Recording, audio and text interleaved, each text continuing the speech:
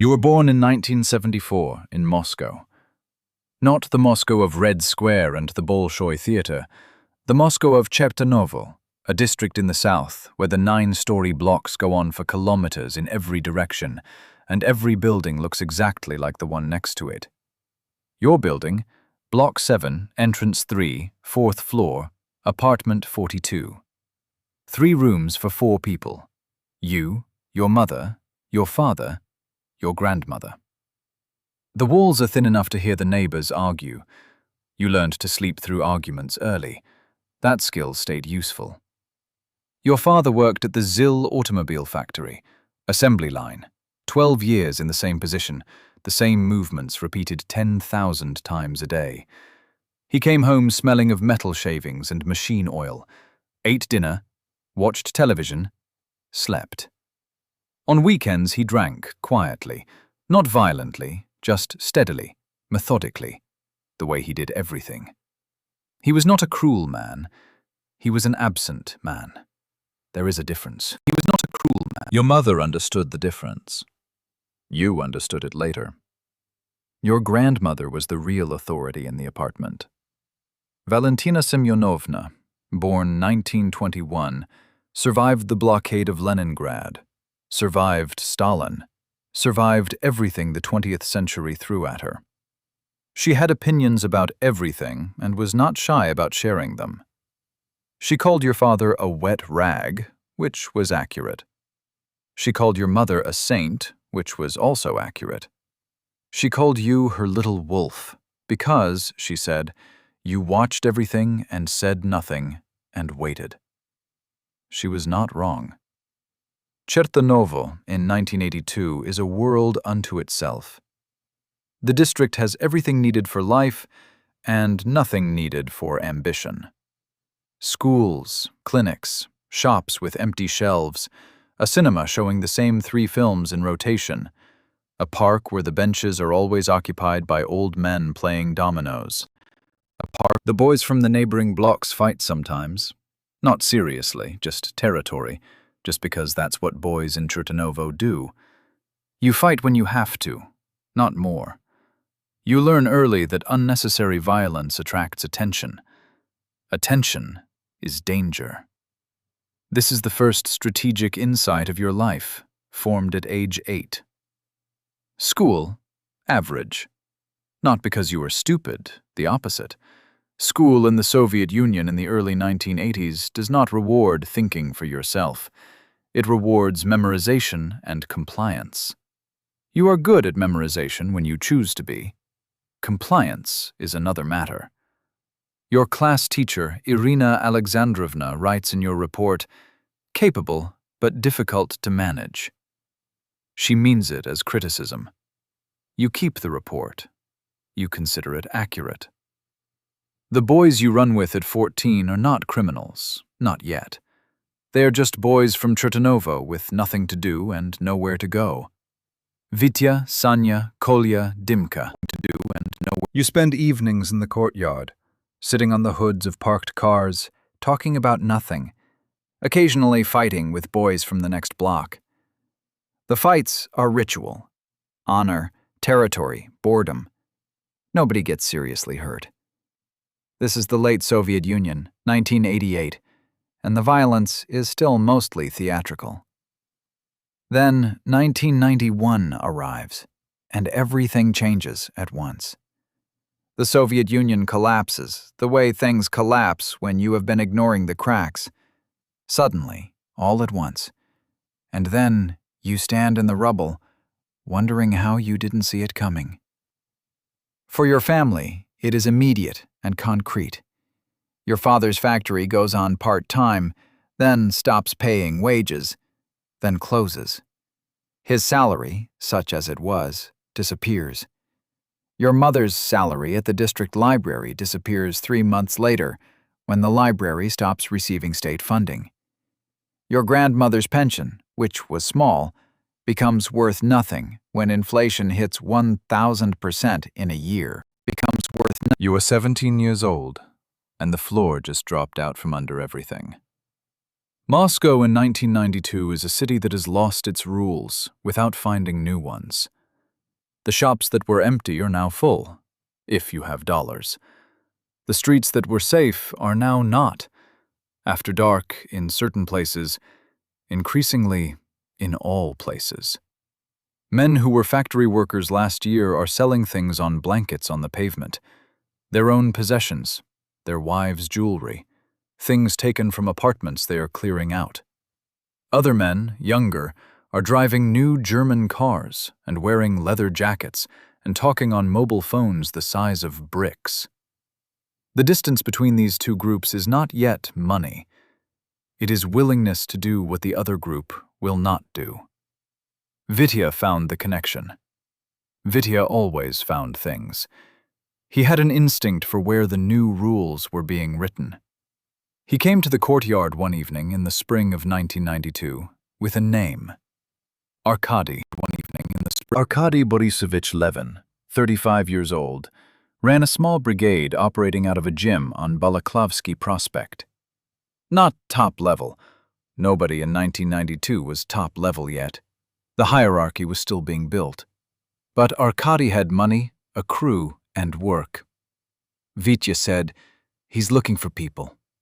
You said, "What kind of people?" Vitya said, "People who can stand still and look serious." You said nothing for a while. Then you said, "Tell me more." The gym on Balaklavsky Prospect smelled of sweat and rubber and something underneath both of those. Tension, maybe, or the particular smell of men deciding things. Arkady was not what you expected. You expected someone who looked dangerous. Arkady looked like an accountant. Medium height, glasses, a sweater, receding hairline. He shook your hand, looked at you for about 10 seconds without speaking, then said, "Vitya says you're smart."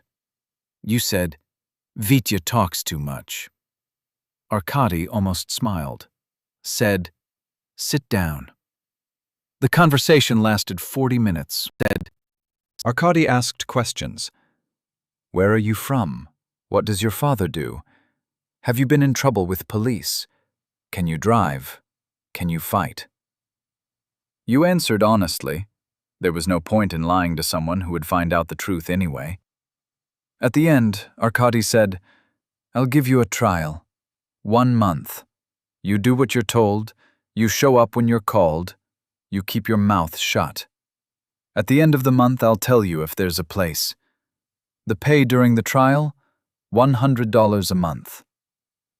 $100 in Moscow in 1992 was more than your father earned in a year. You said, "When do I start?" The first month was watching and carrying. You stood outside buildings while Arkady had meetings inside. You carried bags from one place to another without asking what was in them. You drove Arkady's Volga to addresses he gave you verbally, waited, drove back. The work was boring, and it was everything. Boring meant you were learning. It was boring. Every building you stood outside, you learned who went in and who came out, and how they were treated when they arrived. Every bag you carried, you learned how weight and shape told you what was inside without opening it. Every address you drove to, you memorized and built a map in your head of how this world connected.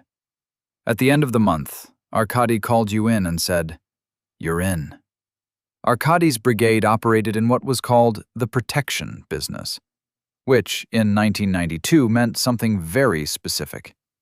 You found businesses, shops, kiosks, small restaurants, market stalls, and you explained to the owners that the city was dangerous and unreliable, and that for a monthly fee, you would ensure they did not experience any problems. The fee was not optional. The problems, if payment was not made, were guaranteed. You understood the logic. It was predatory, but it was also, in a twisted way, real. The police could not be relied on. The courts did not function. The police could not. Arkady's men were a kind of order in a place where order had collapsed. You told yourself this. It helped in the beginning. Your role in collections was support. You stood behind the senior man while he talked to the shop owner. You did not speak. You were there to communicate through presence alone that this was not a discussion. You were 19 years old, 187 centimeters, 100 kilograms, with a face that your grandmother said looked carved from something dense and cold. You stood well. Shop owners paid. You drove back.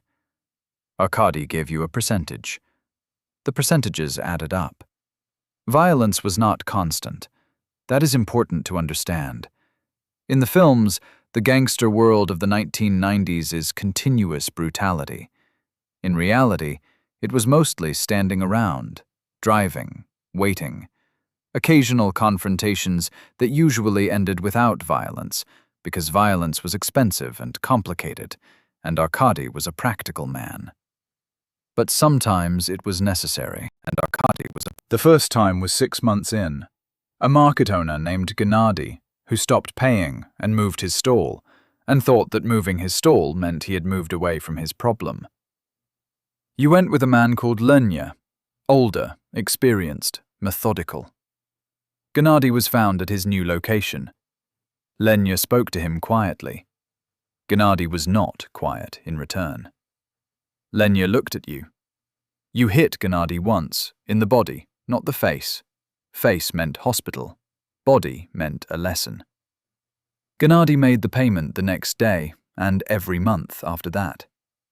You drove home, parked, sat in the car for a while, thought, that was simple.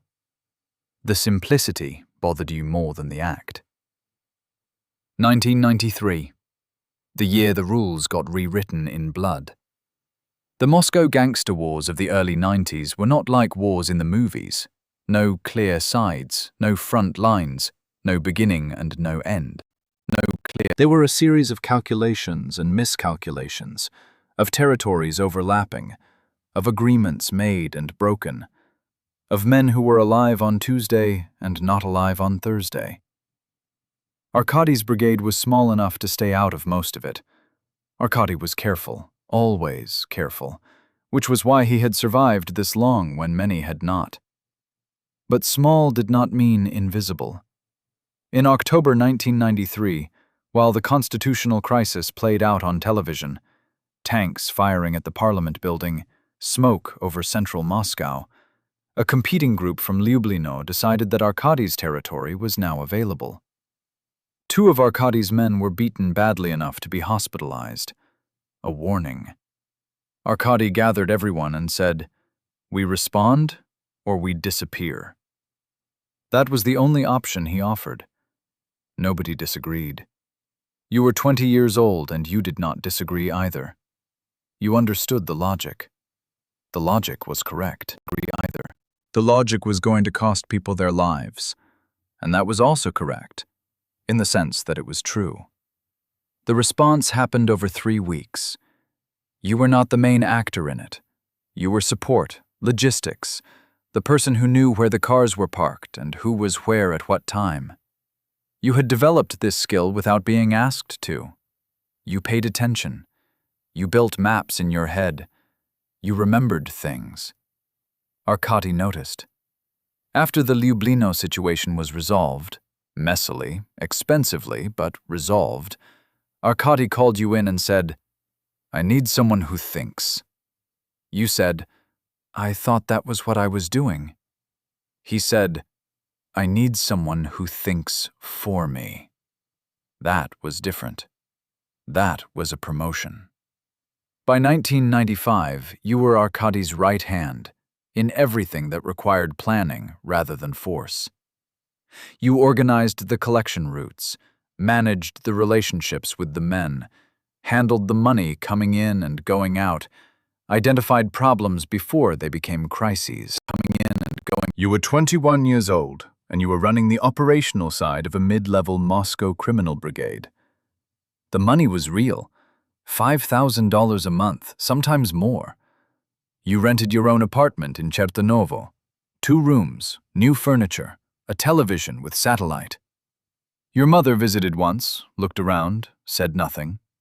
She drank her tea. Before she left, she said, "Be careful." Not, "What are you doing?" Not, "Stop." Just, "Be careful." You understood. She understood. Neither of you said more than that.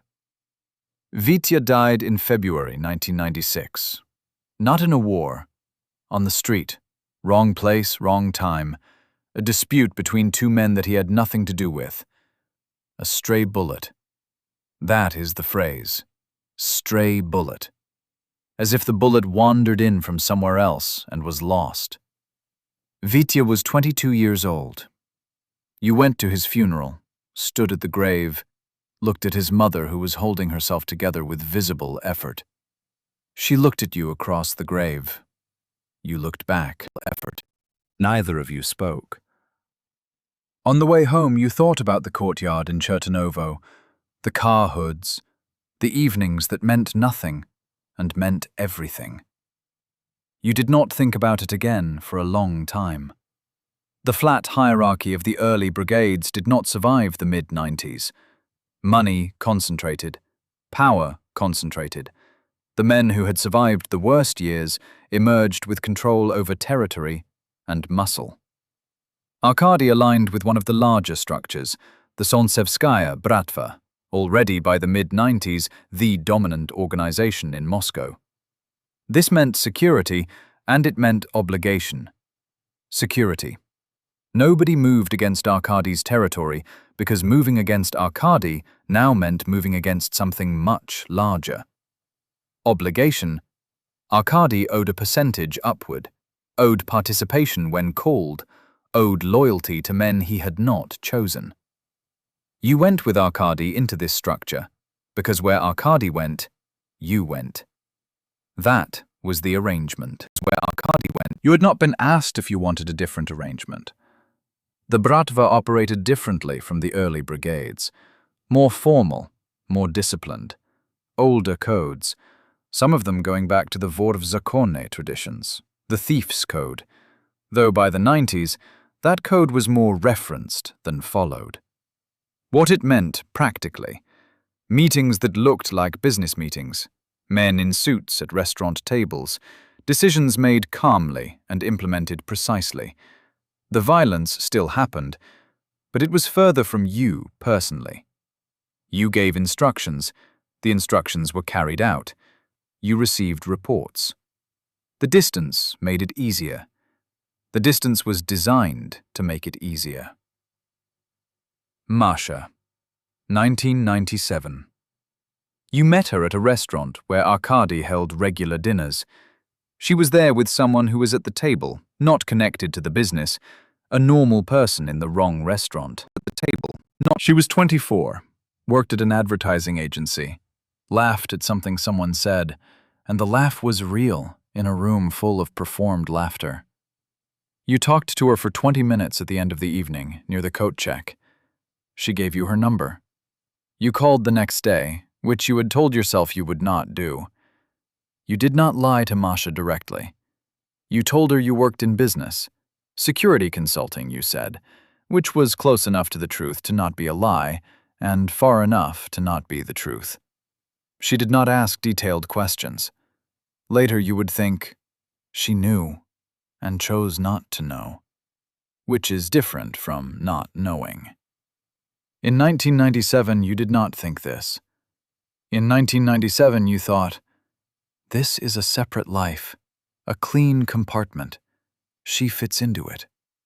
You kept the compartments closed. You were very good at closed compartments. She moved in with you in 1998. Good at closed. The apartment was bigger by then. You had bought a 3-room place in a better part of Chertanovo, renovated it, real furniture, real kitchen. Masha brought her things in boxes, arranged them, made the apartment feel like something you had not realized was missing. She cooked sometimes, you cooked sometimes. You watched films in the evenings, and she fell asleep on the couch, and you covered her with a blanket. These were the hours when the compartments held perfectly, and you lived inside a life that felt, for specific hours, like something else entirely. The crisis of 1998 hit everything. The ruble collapsed in August. Hyperinflation again, banks froze assets, the economy fell apart for the second time in a decade. For ordinary people, devastation. For the Bratva, chaos, then reorganization, then in some ways expansion, because desperate times produce desperate people, and desperate people have uses. You managed Arkady through the crisis, kept the money moving, kept the men paid, navigated the complications. Arkady said afterward, "I don't know what I would have done without you." You said, "The same things, more slowly." He laughed. He meant it as a compliment, and you took it as one. There was a man named Seryoga, Sergei Vladimirovich Petrov, 30 years old, one of Arkady's crew, loyal and effective and, it turned out in the winter of 1999, talking to people he should not have been talking to. Specifically, to a competing group that was testing Arkady's position, looking for information about routes and timing and where the money was kept. You found out through the kind of careful attention that had always been your main tool. A detail that didn't fit, a pattern that was slightly wrong, a question asked at the wrong moment. You took the information to Arkady. Arkady looked at you for a long time, said, "Are you sure?" You said, "Yes." Arkady said, "Then you know what has to happen." You said, "I know." He said, "Can you handle it?" You said, "Yes."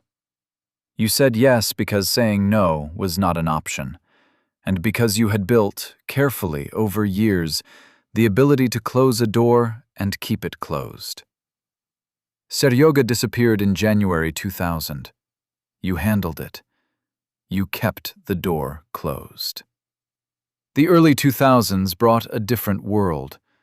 Putin consolidated power. The state began to reassert itself. The wild chaos of the 90s settled into something more ordered, more corrupt, but more orderly. For the Bratva, this meant adaptation. More business, less open violence, better lawyers, more legitimate fronts.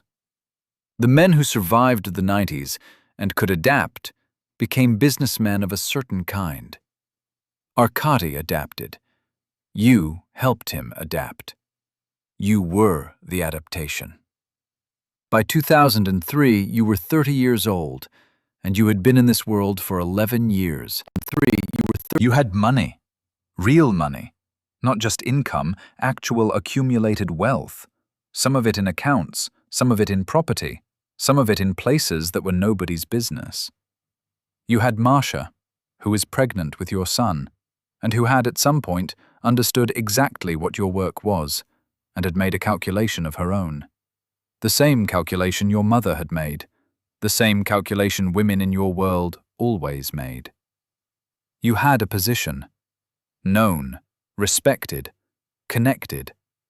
You had everything the world you had chosen offered. What you did not have, a way out. This is not a metaphor.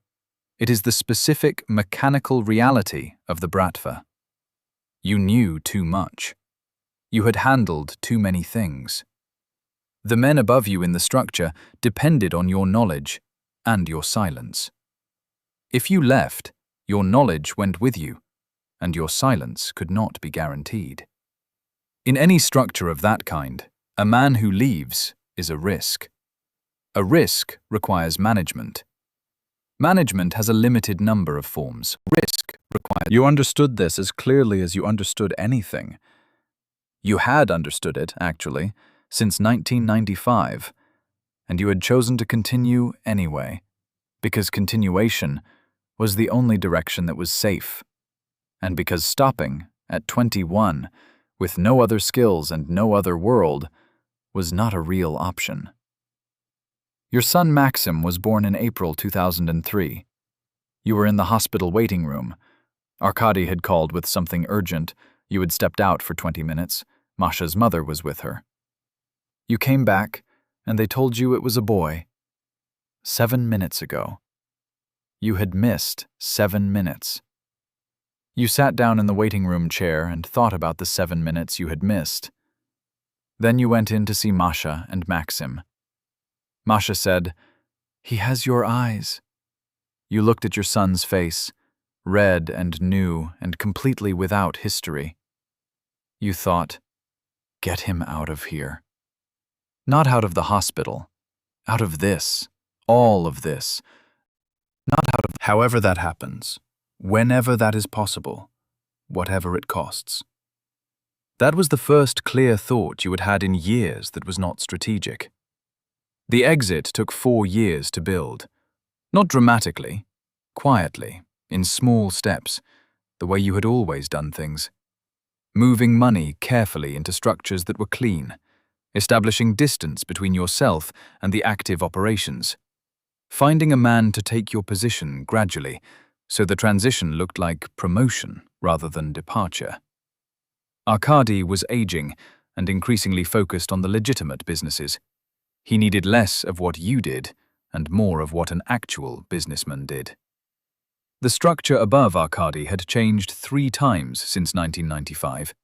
The men who knew you best were mostly gone. New men did not know your history as precisely. In 2007, you left. Not with a speech, not with a confrontation. You became less useful, less present, less necessary over a period of 18 months. And then you were simply no longer there.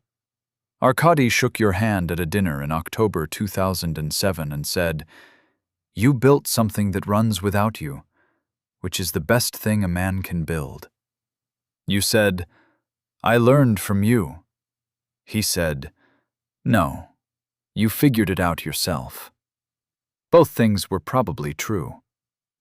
After Moscow, a legitimate import business, real contracts, real invoices, real employees. Masha knew it was real and was relieved in a way she had never been before. Not that she had been afraid exactly, but she had been holding something tightly for 10 years, and she put it down. Maxim was 4 years old and knew his father as a man who came home in the evening and read to him before bed. That was correct. That was the right version. The numbers. Name. Never given in full. In this world you used different names for different purposes. Never given in full. Years active. 1992 to 2007. 15 years. Started at 18, stopped at 33. Men under your direct authority at peak. 42. Money moved through your hands in 15 years. Uncountable, genuinely. The accounting was never meant to be audited. Personal accumulation. Enough. Injuries. 2 broken ribs in 1993, a knife cut on the forearm in 1994, nothing after that. You learned to stay back from the physical work early. Men lost who you knew personally. 11, including Vitya. Seryoga? 1. That door stays closed. It has been closed for 24 years, and it will stay closed until you die, and possibly after. Maxim is 20 years old now. He studies economics at Moscow State University. He does not know what his father built his first years on. He does not need to know. He is going to have a different life in a different Moscow with different options. That was the point. Different Moscow. That was, when you think about it clearly, the only point there ever was.